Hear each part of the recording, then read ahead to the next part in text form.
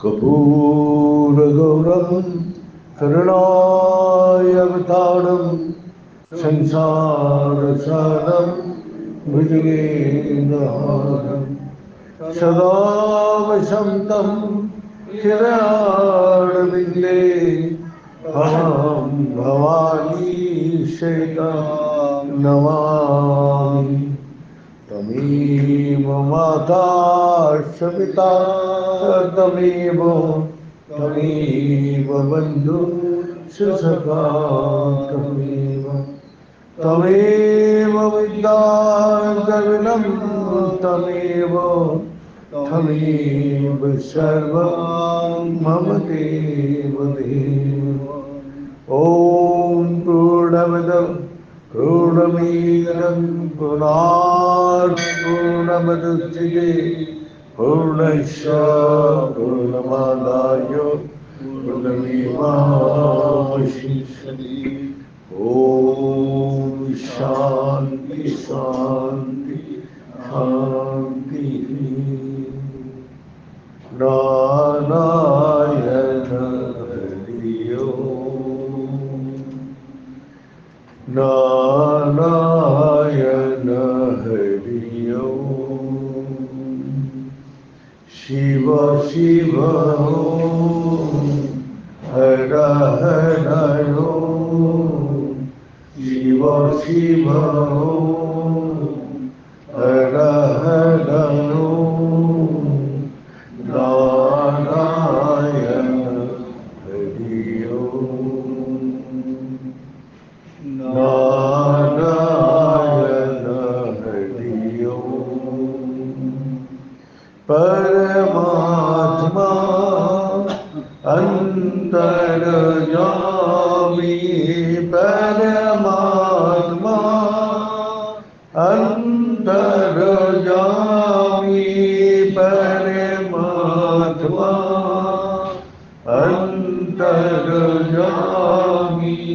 परमात्मा अंतर्यामी। नारायण हरि ओम् नारायण हरि ओम्। शिव शिव ओम् हर हर ओम्। शिव शिव ओम् हर हर ओम्। नारायण हरि ओम् नारायण हरि ओम् नारायण हरि ओम्। अनंत कोटि ब्रह्मांड का मालिक भगवान सदाशिव अनंत कोटि तो एक एक ब्रह्मांड में एक सूर्य और एक चंद्रमा रहते हैं। कोटि कोटि ब्रह्मांड में वो कोटि ब्रह्मांड किसमें समा हुआ है? वही शिव शिव का अंदर सारी ब्रह्मांड समा हुआ है। साधारण आदमी एक शिवलिंग सोचता है जो इसको पूजा करते हैं। तो कोटि ब्रह्मांड का मालिक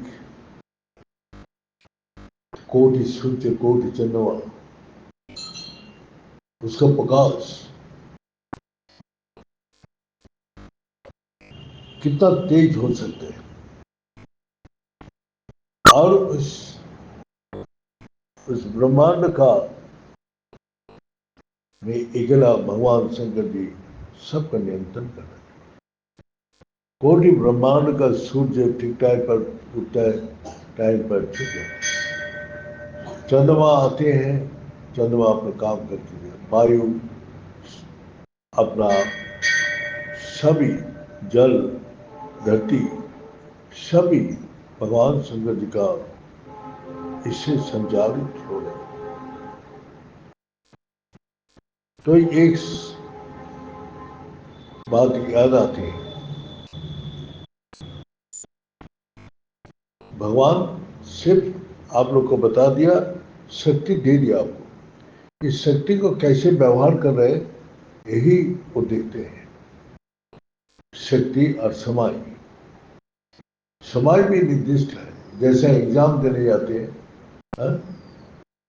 तो एग्जाम देने का समय टाइम होता है और क्वेश्चन होता है, उसको आंसर देना पड़ता है और टाइम नहीं। अगर स्लो करेगा तो उतना ही, जितना लिखेगा उतने नंबर आएगा, अगर जल्दी कर देगा तब भी उतना ही टाइम लगेगा। तो इसलिए हम लोग को पहले क्वेश्चन आते हैं जो भगवान है कि नहीं है, ये पहले कंप्लीटली अपना समझना पड़ेगा। जो हाँ भगवान है तो भक्ति करो, और नहीं है तो नहीं करो। जब तक तुमको समझ में नहीं आएगा भगवान है कि नहीं है, तो क्या बोले, अब एक डॉक्टर अपना पेशेंट को सबको बता रहे थे, अरे ये भगवान और कुछ नहीं, मनुष्य ही भगवान है। मनुष्य अगर काम करे तो सब कुछ कर सकते। तो एक डॉक्टर बोल रहे हैं कि भगवान नहीं है, हाँ? तो वहां एक संत बैठा हुआ था, उसने बोला, डॉक्टर साहब आपने जो बोला है भगवान नहीं है, तो इसके बारे में आपने कितना नहीं है इसका आंसर दीजिए। हम बोलते है, आप बोलते नहीं है, अब लॉजिक दिखाए। नहीं है उसको बताओ, तो वो दिखाई नहीं देते, फिजिकली नहीं है। और वो बोल रहे, तो संत बोल रहे मेरे को दिखाई दे रही है और फिजिकली भी दिखाई दे रही है। तो बोला इस संसार में तो बहुत कुछ है दिखाई नहीं देते, लेकिन उसको मानते नहीं। ठंडी गर्मी दिखाई देते हैं, सुख दुख दिखाई देते हैं, सुख दुख दिखाई देते हैं, हाँ? तो हमको सुख दुख कैसे महसूस होता है? तो डॉक्टर बोला जो उससे हमारा क्या फायदा है, उसका हमारा क्या फायदा है? तो उसने बोला फायदा है, आप उसी का शक्ति से खड़ा है, आप जन्म मृत्यु का नियंत्रण कर रहे हैं, ना आपका हाथ में जन्म देने का ताकत है, ना किसी का मौत को रोकने का ताकत है। आदमी मर रहा है उसको बचा सकता है अब?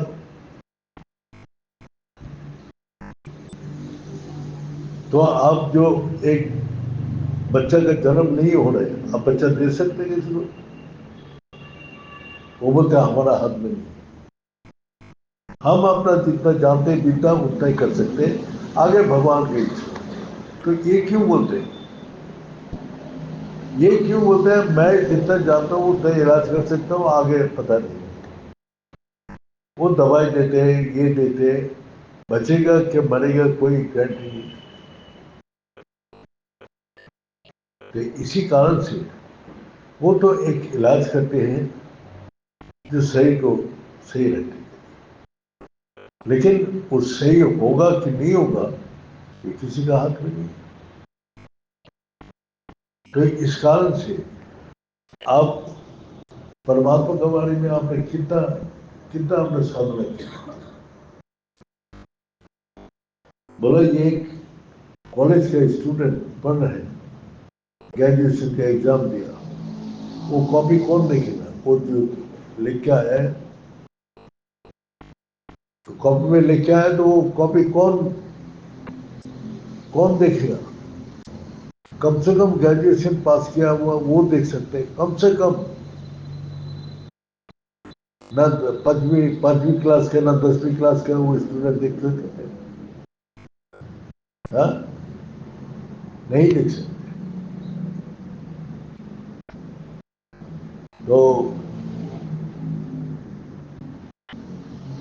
उसके लिए उसका उतना लेवल तक ज्ञान होना चाहिए, तभी वो चेक कर सकते हैं कॉपी में सही लिखा या गलत लिखा। आपने साधना किया ही नहीं, पढ़ा हुआ सुना हुआ बात आप बोलते रहते हैं, ये सही नहीं है।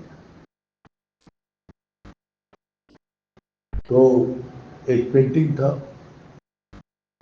बोले ये पेंटिंग किसका है? बोला मेरा पिताजी का है। पिताजी का है तो ये एक कागज है, रंग है, और इसमें क्या है? आपको पिताजी कहाँ दिखाई दे रहे?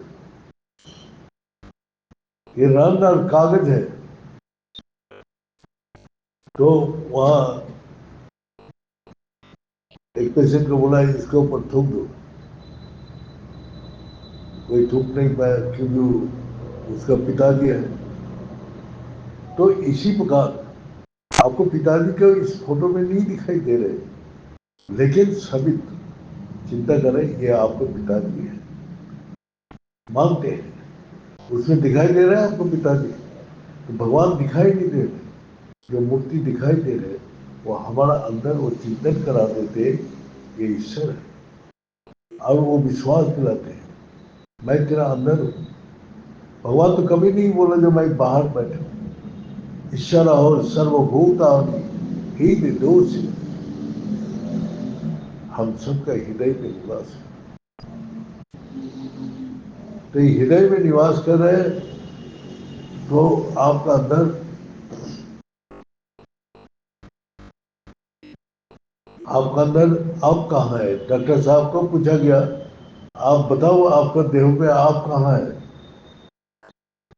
आप जानते हैं आप कौन है? कोई जवाब नहीं। जो नहीं जानते हैं उसके बारे में आप किसी को शिक्षा नहीं देना चाहिए। जिसको पूर्ण ज्ञान है वही शिक्षा दे सकते। आजकल कमेंट कर देते, कमेंट के बाद फिर बाद में वो माफी मांगते हैं, हाँ? जोश में आके उल्टा सीधा बोल देते हैं जो जानते नहीं। और हमारे पास वो लॉजिक है, हमारे पास वो ये अनुभव है, तो इसीलिए मैं बोलता हूँ मैं कौन हूँ तो ये भी आपको पता नहीं। ईश्वर को जाना तो दूर का बात है, फिर आप ही बताओ आप कौन है? वैसे वो भी छोड़ दो, आपका मन कहाँ है, बुद्धि कहाँ है? तो आप अपना बुद्धि से अपना बोल रहे हैं, अपना मन बना के बोल रहे हैं, मन का ही पता नहीं आपको मन कहाँ है, तो बोल ही नहीं सकते क्योंकि मन दिखाई नहीं देता। बुद्धि क्या दिखाई देते? दिखाई देता है बुद्धि, हाँ? फिर तो कर्म उसको बता देते ये लड़का बुद्धिमान है ये। तो एग्जामिनर उसको सवाल देते हैं, समझ देते हैं, और उसको लिख के जो आते हैं उसको पर नंबर देते हैं। तो इसी प्रकार जो हम लोग को भगवान दे दिया, ये देव दे दिया, और एक कर्म भूमि दे दिया। धरती एक कर्म भूमि है, और इस संसार में कैसे कर्म करके तुम जा रहे हो उसी का फल तुमको मिलते। कर्मणाम अधिकारस्ते मां फल कदाचन। कर्म करने का अधिकार है, फल का नहीं। तब तो हर आदमी बोले मैं सुखी बन जाऊं, मैं धनी बन जाऊं, मैं राजा बन जाऊं, मैं प्रधानमंत्री बन जाऊं, तो बन जाएगा बोलने से, हाँ? तो इसी प्रकार जो हम लोग का जो अंदर जो ज्ञान है वो हमको खुद ही पता नहीं।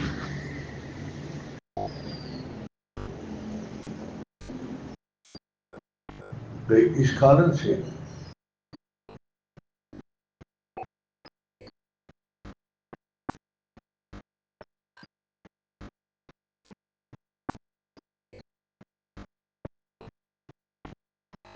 जो पहले जानकारी करो पूर्ण रूप से, फिर कर्म करो। जब तक जानकारी अधूरा रहेगा तो फल भी पूर्ण रूप से नहीं मिलेगा।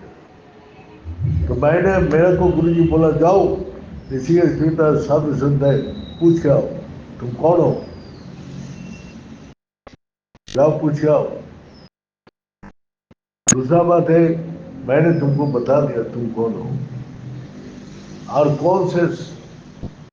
तो वहाँ जो राजस्थान में वो समय एक संत था, उसको भगवान मानता था राजस्थान में।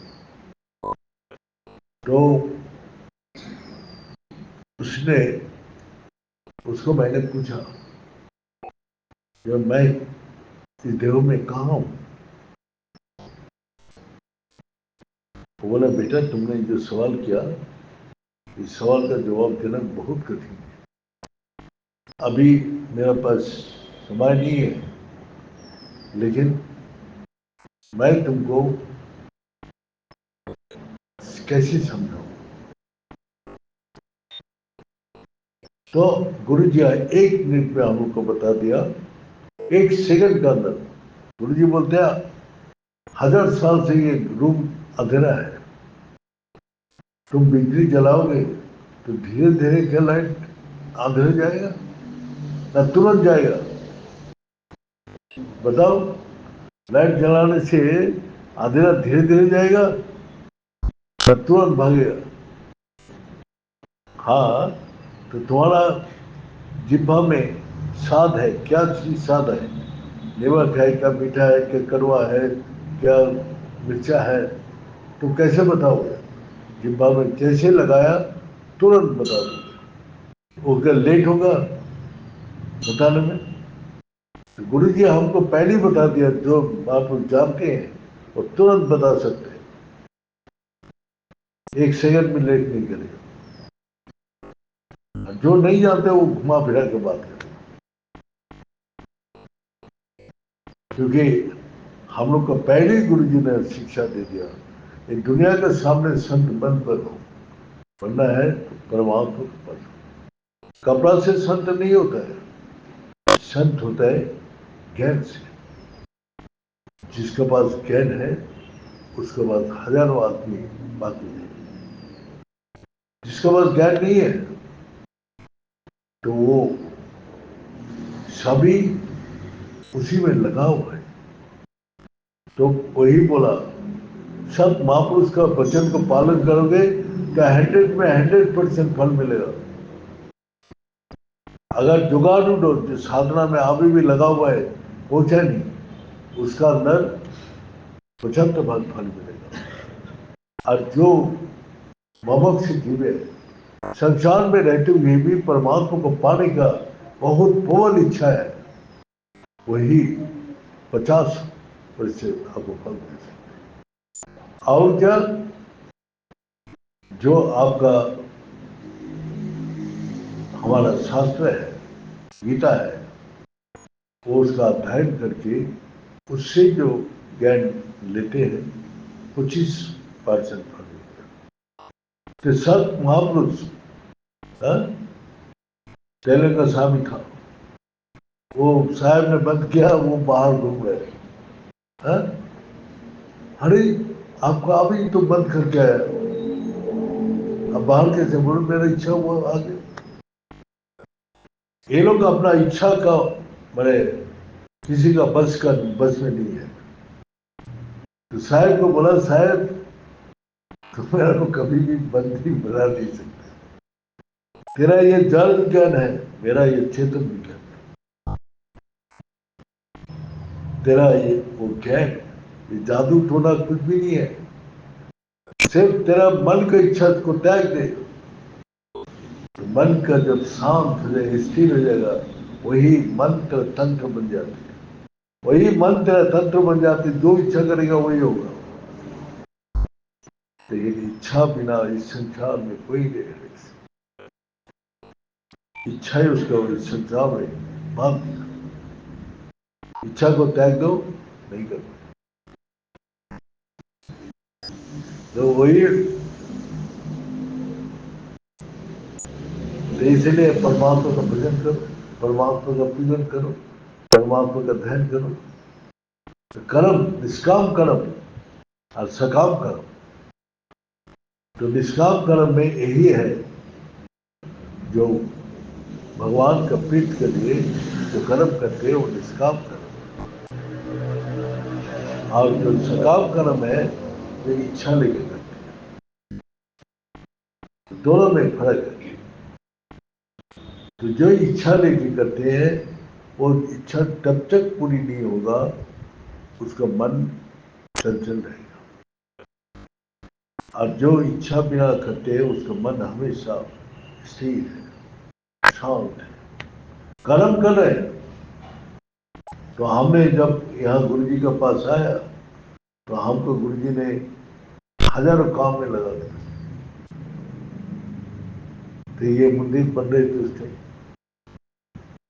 तो ईंट पत्थर लकड़ी, बिजली का मिस्त्री, पत्थर का मिस्त्री, राज मिस्त्री, उधर और लकड़ी मिस्त्री, मैंने सारी लगा हुआ है सुबह से शाम तक। मैं अकेला, और यहाँ से ऋषिकेश जाने के लिए ऑटो भी नहीं था उस टाइम। हमारे पास साइकिल भी नहीं, पैदल जाता था, पैदल। यहाँ से 40 मिनट लगता था जाने में, 40 मिनट आने। तो वहाँ काम उम करके फिर यहाँ एक बुग्गी बुग्गी चलाता था, बैलगाड़ी, उससे सामान लाद के उसमें बैठ के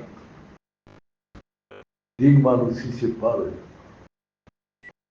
गुरु जी को बोला, गुरु जी मैं साधना करने आया, तो मैं तो सुबह से शाम तक एक काम में लगा रहते, रात को सब जब सो जाते तो हम हिसाब करते रहते, सुबह से शाम तक क्या क्या करते हो। तो 2, 2:30, 3 बज जाते हैं, फिर साधना में बैठे। तो गुरु जी बोलते हैं, तू किसका काम कर रहा है, तेरा काम कहाँ है, तू तो शंकर जी के लिए काम कर रहे हैं और गुरु का आदेश का अनुसार काम। तो गुरु आदेश का मंत्र कर, हाँ? तो मंत्र करेगा तभी तो भगवान शंकर जी प्रसन्न हो।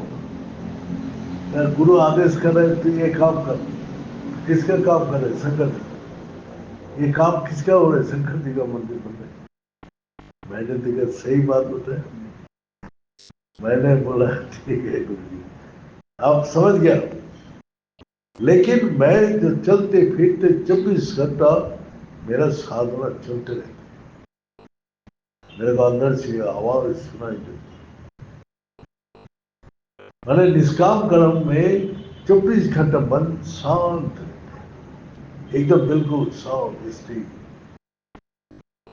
तो मेरा काम बोल के जो आते हैं उसमें चल चल पर अस्थिरता, विचार बुद्धि लगाना पड़ता है। यहाँ तो विचार बुद्धि लगाने का कोई जरूरत नहीं, जो हुक्म किया वो करना है बस। तो इसी प्रकार एक बंगाली में एक गाना है, जो सगुनी तुम्हारी इच्छा, इच्छा मई तारा तुम्हें, हाँ? तुम्ही तुम्ही जंत्री, मैं जंत्र तुम जंत्री, माने हमको चलाने वाला। सभी आपका इच्छा है, लेकिन मैं वो इच्छा रूप आपको कर्म करता हूँ। आप ही सब कुछ कर रहे हैं। ये राम के से प्रदर्शी गा रहे हैं, माता का सामने गा रहे हैं, तो माँ आप ही सब कुछ कर रहे हैं। दुनिया बोलते हैं मैं ही कर रहा हूँ, मैं ही कर रहा हूँ। यहाँ जैसे किशन जी का भजन में आते हैं, हाँ? आप सब कुछ कर रहे हैं, मेरा नाम हो रहा है। हाँ? तो भजन में तो ये जो है, ये जब समझ में आ जाते हैं जो भगवान ही सब कुछ कर रहे हैं, मैं सिर्फ निमित्त मात्र, तब उसको और कोई काम नहीं, उसको ये नहीं आते, दंड विधा संशय कुछ भी नहीं, वो सब चीज से मुक्त होते हैं। तो हमको एक आदमी कलकत्ता में पूछा, ये मंदिर उंदिर बनाए बेकार है, हाँ? इससे अच्छा जीव को सेवा करे, वही ईश्वर सेवा है। तो ईश्वर ज्ञान में जीव सेवा करने के लिए बोला। तो बोला आपका ईश्वर ज्ञान हुआ है? जिसका ज्ञान हुआ है वही एकमात्र उसको पूजा कर सकते हैं। ईश्वर ज्ञान में जीव सेवा कर, विवेकानंद बोल के गया, तो ईश्वर ज्ञान पहले होगा तभी तो आप जीव सेवा कर सकते। और ये लोग बोलते हैं जो आदमी मनुष्य का सेवा वही ईश्वर का सेवा। तो हमने बोला आप एक मनुष्य को ईश्वर ज्ञान में कैसे कैसी सेवा करेंगे, आप बताइए। आपको घर में एक भिखारी आया, आप ईश्वर ज्ञान लेके अंदर बैठाएंगे, आप उसको पैर हाथ धुला के खिलाएंगे, आप बताइए लचाना जो है 10 रुपये की, वो तो अपनी हेल्प कर रहे हैं, उसके साहाଯ୍य कर रहे हैं। भगवान साहाଯ୍य मांगना थे आपका, आपको सेवा करने, तो आप घर में क्यों नहीं गुजरते? लेकिन हम देखते हैं मंदिर में जो जाते हैं, तो मंदिर है इसीलिए सभी वहां से माला खरीदते हैं, उसमें फल खरीदते हैं, मिठाई खरीदते हैं। तो वो भगवान का निमित्त में खरीद रहे हैं, पैसा किसको दे रहे हैं? और ये मनुष्य को दे रहे हैं, आदमी को दे रहे हैं ना। एक आदमी 10 माला बेच के वो 150 रुपये कमाते हैं, उसको इच्छा होता है और भी बनाओ, और भी अपना मेहनत करो, तो फिर हमारा पैसा ज्यादा होगा। तो उसको समाज को मेहनत करने सिखाते हैं, बैठा बैठे के खिलाने का नहीं सिखाते। तो वो आदमी जाके सेवा करते हैं, तो किसका वो पैसा माला किसका ले रहे हैं? भगवान को चढ़ाने के लिए। तो भगवान का निमित्त में वो पैसा दिया, उसका हेल्प करने नहीं दिया। वो परिश्रम किया, उसको परिश्रम का पैसा दिया। मिठाई वाला, ये वाला, ऐसा भी चप्पल रखने वाला भी मेहनत करते हैं, वो पैसा तभी उसको मिलता है। तो ये सब भगवान का सेवा का, हम उसका रूप में ये सब भक्त लोग होते हैं। पुजारी है, भगवान का पूजा करते हैं, वो लोग का दक्षिणा देते हैं, उसका हम जब प्रणामी देते हैं, तो उसका रोजी रोटी चल रहा है। तो एक मंदिर को पकड़ के, केदारनाथ का मंदिर के पकड़ के करोड़ों आदमी का रोजी रोटी चल रहा है। अगर केदारनाथ बंद हो गया था तो यहाँ हाहाकार मच गया था। हा? सब टैक्सी वाला, ये वाला, होटल वाला रो रहे थे, जो हमारा रोजी रोटी बंद हो गया। तो एक मंदिर को आप पता है बेकार है, बकवास है, एक मंदिर को केंद्रित करके कितना रोजी रोटी चल रही है, तो ये आपको पता नहीं। तो वो आदमी जो पूछ रहे थे, वो आदमी बोलते हैं मैं इस दृष्टिकोण से कभी सोचा ही नहीं।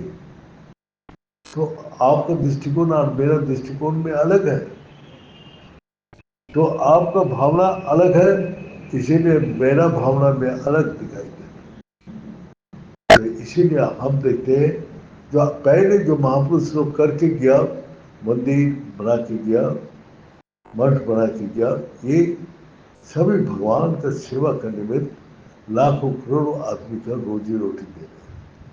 आज वहाँ काली घाट का मंदिर, दक्षिणेश्वर का मंदिर, करोड़ों करोड़ों आदमी को रोजी रोटी देते हैं।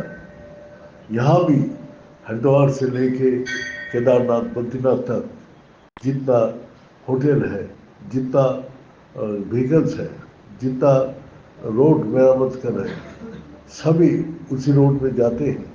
सरकार भी रोड सही कर रही है। तो ये वहाँ जितना पंडित लोग हैं सबको हम श्रद्धापूर्वक सेवा करने के लिए उसको दान करके आते हैं। तो वो हुआ सेवा। जो भगवान का निमित्त में जो मैं अर्पण कर रहा हूँ वो हुआ सेवा।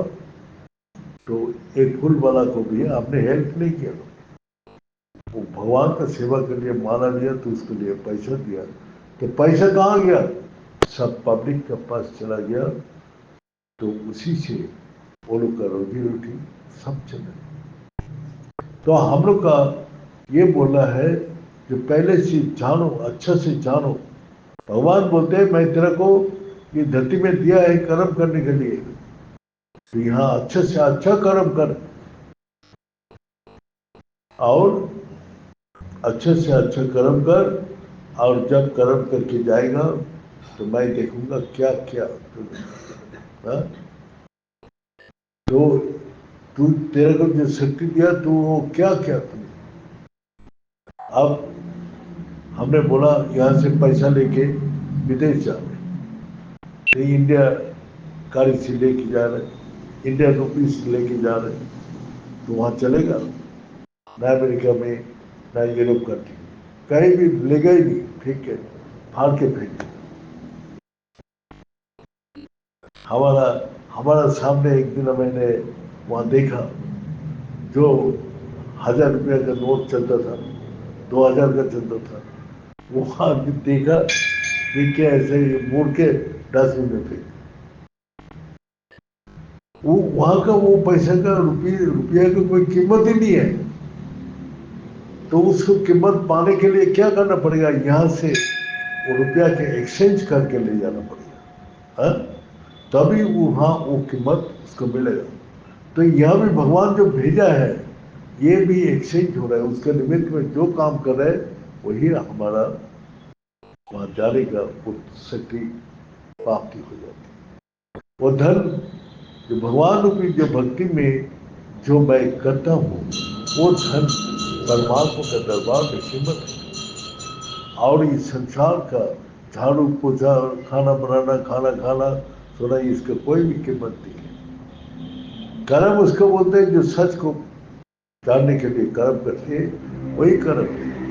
अकर्म है जो हम संसार में जो झाड़ू पोछा, गप सप और सोना खाना करते हैं, उसका परमात्मा का दरबार में उसका कोई कीमत नहीं। और जो अपना इधर उधर बेकार घूमते फिरते रहते, कोई कर्म नहीं है, वो भी अकर्म है। तो कर्म अकर्म विकर्म, तो भगवान के धर्म में सिर्फ कर्म का फल है। तो वही एक सेठ ने बहुत अच्छा कर्म किया, बहुत दान पुण्य, अपना धर्मशाला, ये वो प्या वो सब कुछ बनाया। हाँ? तो उसको सेठ गरीब हो गया, तो राजा का एक लड़की बीमार हो गया। तो राजा की लड़की के हकीम जी आके बोला कोई पुण्य इसके लिए चाहिए, कोई पुण्य बेचेगा तो इस शीशा में उसकी कीमत आ जाएगा, और वो खरीद लीजिए तो आपका लड़की ठीक हो जाएगा। मैंने हम तो दवाई दे रहा हूँ, तो दुआ का भी जरूरत है। तो पुण्यवान के पास पुण्य खरीदे। तो सेठ को बोला अपना उसके घर वाली, जो आप तो इतना दान पुण्य ये करके सब गरीब हो गया, तो आप जाओ राजा के पास, इतना पुण्य किया, बेच आओ। तो उसने शादी कराया अपना पुण्य सोच के, अपना तालाब बनाया पुण्य सोच के, ब्याह बनाया पुण्य सोच के, अपना धर्मशाला बनाया पुण्य सोच के, ये करने से पुण्य होगा। हाँ? तो उसने जाने के समय राजा के दरबार में उसने रास्ते में खाने के लिए उसने रोटी बना दिया, 4 रोटी। अब 4 रोटी लेके उसने आगे चलने लगा। तो बोला आगे चल के 4 ही तो रोटियां हैं, खा लेंगे। तो वो देखा जो राजा का दरबार आ गया, तो आप शाम तक पहुंच जाएंगे। तो वही 2 बजे खाने के लिए बैठा, तो 2-4 कुत्ता आ गए। तो वो इतना भूखा दिखाई रहे, तो वो सोचा चलो आधा दे देता हूँ, 4 रोटी तो है। और एक कुत्ता आ गया, उसको भी दे दिया आधा। ऐसा करते करते 7-8 कुत्ता आ गया, उसका रोटी उसने इच्छा ना रहते हुए भी वो लोग को भूख मिटाने के लिए दे दी। वो बोले चला आ गया, पानी पी के चलने लगे। उसके बाद तो वहां जाके राजा बोला ठीक है, अब खा पी के विश्राम करो, कल सुबह खरीदेगा। जब शीशा का सामने खड़ा कर दिया, तो बोला आप पुण्य बोलो। ये शीशा में इसका वैल्यूएशन आ गई। अब वो बोला मैं इतना कन्या का शादी किया, इतना तालाब बनाया, इतना धर्मशाला बनाया, सब कुछ बोलने के बाद भी एक भी पैसा नहीं है। ठीक है, आप पुण्य भेजने आए तो क्या पुण्य किया? उसने होपलेस हो गया। मैंने इस तो पुण्य सोच के किया था, भगवान नहीं बोला, लेकिन वो अपना मन से सोच ले ये पुण्य है। हाँ? क्योंकि शास्त्र में लिखा हुआ है तेषां तंतगत पापम जाननम पुण्य कर्मणम। पुण्य कर्म से ये कष्ट पाप दूर हो जाते हैं। अब पुण्य कर्म तो जाते जानते नहीं, सारा दुनिया भी नहीं जाता है आज भी। किसको पुण्य कर्म बोलते नहीं जानते। हम तो गुरु जी के पास आया तभी मेरे को पता चला। हमारा भक्त लोग का अंदर ही पता नहीं है पुण्य कर्म का। हमने कितना भी बार व्याख्यान किया, ये लोग को भी पता नहीं। पूछो पुण्य कर्म किया गया है, तब उसे अंतिम में वो कुत्ता को रोटी खिलाया। वो बोलती 5 ये 50,000 स्वर्ण मुद्रा।